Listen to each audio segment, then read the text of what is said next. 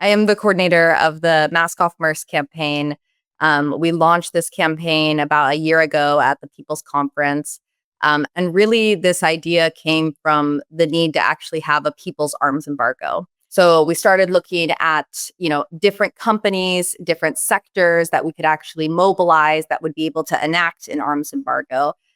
We knew that there were many organizations that were taking on campaigns that target weapons manufacturers, and it's really difficult to tell a weapons manufacturer to divest from the military-industrial complex, right? So we decided to then start to look at, the historical revolutionary struggles that, predate us, and we were thinking about, the anti-apartheid movement with South Africa. And we realized that shipping companies are quite literally the veins of imperialism around the world. So we decided to target a logistics company, the second largest in the world, which is Maersk. And I think, we had a humongous win today. It's difficult as a Palestinian, just to be very honest with you, it's difficult to declare win and to feel joy when we're 20 months into the genocide and our families are being killed. But, we were able this week, our research team was able to check and verify that Maersk's statement that essentially sanctions illegal Israeli settlements was indeed correct. And they actually are sanctioning the illegal Israeli settlements. And so what does that mean? That means that they essentially are refusing to ship to or from any sort of goods or companies that are based in the, occupied Palestinian territories. Wow. So how do you think that worked? Like, how did this pressure campaign work? Yeah, so it's been quite a big campaign, and this is a win. It's not a victory, because at the end of the day, for us as the PYM, what's most important is that we actually understand, our struggle to be one for the complete return of all Palestinians from the river to the sea.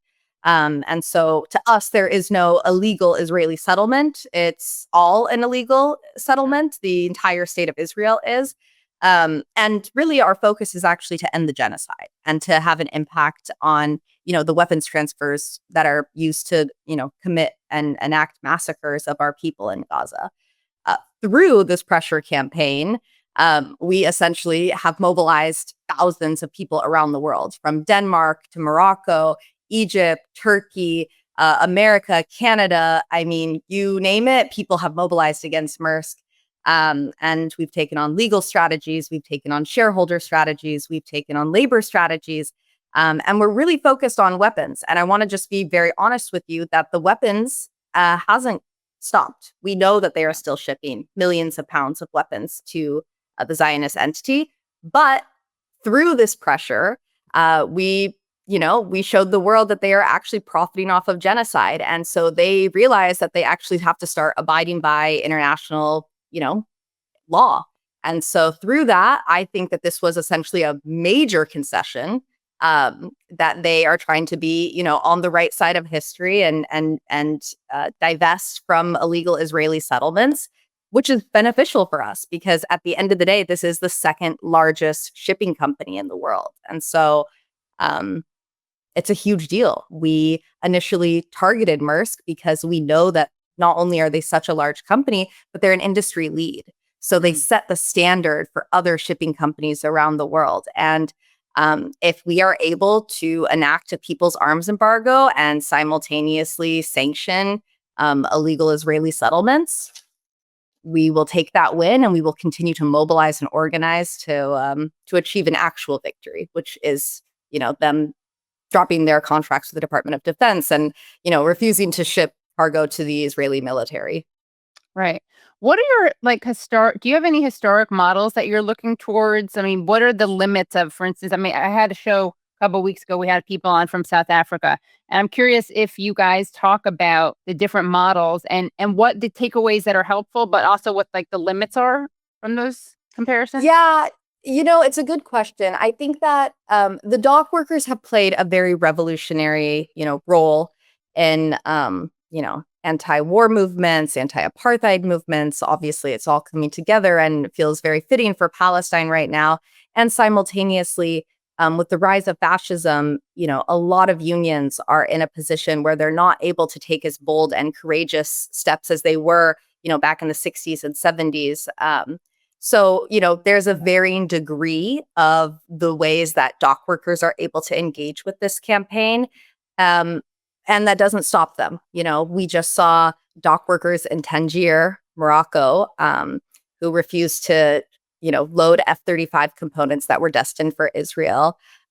We had dock workers in Marseille, France, who refused to load, I think it was 2,000 tons worth of ammunition links that were destined for the Israeli military, which now are not there. And so, we're trying to, continue to mobilize on that, to organize on that, and hopefully revitalize like an internationalist ethic within, dock workers. Great. Speaking about sending weapons, the genocide that these weapons are being used to perpetrate is, according to a new Harvard Link study, found that 377,000 people are unaccounted for in Gaza. So all those numbers that we get about fatalities, about casualties, are obviously going to be a massive undercount.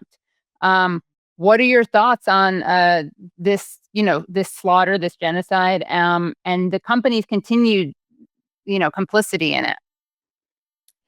I mean, obviously it's horrendous. Like, our families are being killed. And this isn't something that's just happening in, Gaza. We also are seeing Israel now take some serious measures to actually annex the West Bank. Conditions around the world are horrific, and it's absolutely, horrible to witness.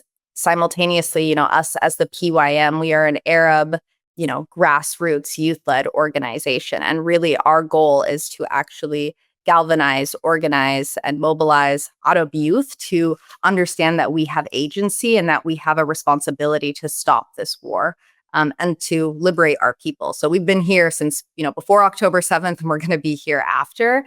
And so, I think that there are different ways that we are able to hold companies and different, governments accountable. And it's actually the job of, not just our solidarity partners, but actually the Arab youth to be able to, to push forward on this. And so that's been a really big focus of the campaign, is to actually, be able to pull together our different resources to force companies who are profiting off of the genocide. Because at the end of the day, we know that even though Maersk has decided to, sanction essentially or divest from illegal Israeli settlements, they are still profiting massively off of this genocide.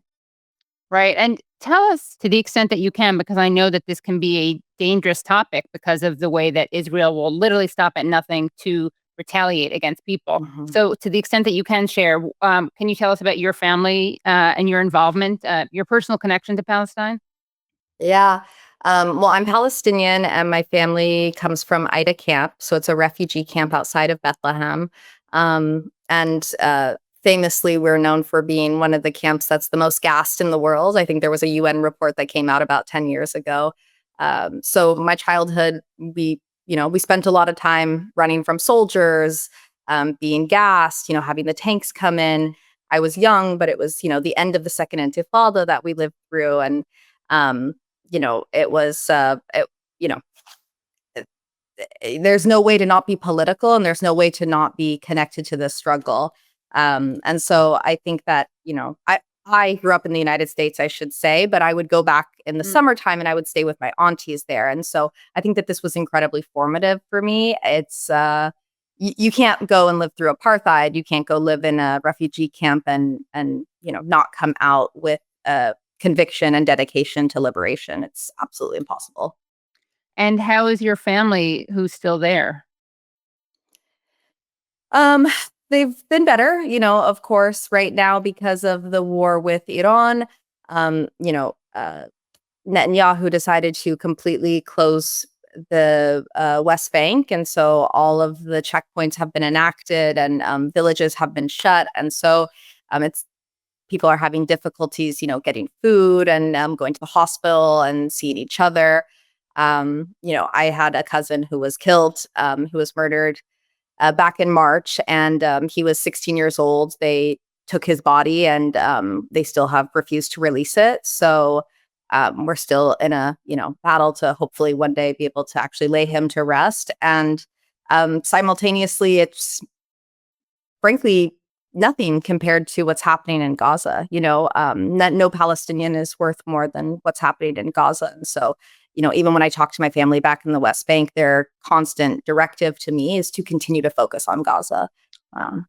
So That's so disgusting. We've had other people on the show, like Saeed Arakat, who has a relative. He and Noor Arakat have a relative who was also killed, and they have not returned his body. I mean, it's just like such a sadistic thing to do. Like, it's not enough that you kill people, then you have to like re-traumatize the family by depriving them of the physical body. It's just so disgusting.